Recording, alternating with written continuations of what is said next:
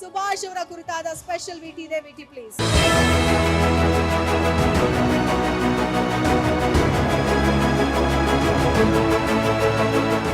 ಸುಭಾಷ್ ನೇತಾಜಿ ಸುಭಾಷ್ ಚಂದ್ರ ಬೋಸರ ಹೆಸರಿಟ್ಟುಕೊಂಡಿರುವ ಈ ಸುಭಾಷರು ಹೋರಾಟ ಮಾಡಿದ್ದು ಸಫಾಯಿ ಕರ್ಮಚಾರಿಗಳಿಗಾಗಿ, ಸಫಾಯಿ ಕರ್ಮಚಾರಿಗಳಿಗೆ ನ್ಯಾಯ ಕೊಡಿಸುವುದಕ್ಕಾಗಿ. ಮಲವನ್ನೇ ಮೈ ಮೇಲೆ ಸುರಿದುಕೊಂಡು ಹೋರಾಟ ಮಾಡಿದವರು. ಅದು 2008ರ ಹೋರಾಟ, ದೇಶವನ್ನೇ ಬೆಚ್ಚಿ ಬೀಳಿಸಿದ ಹೋರಾಟ.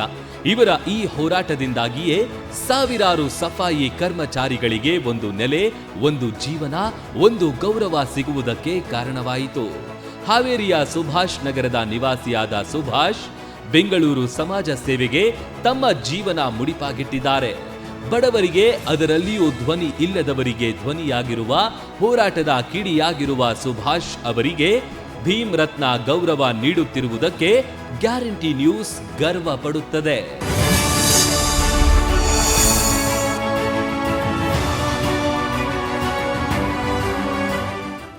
Congratulations to you, sir.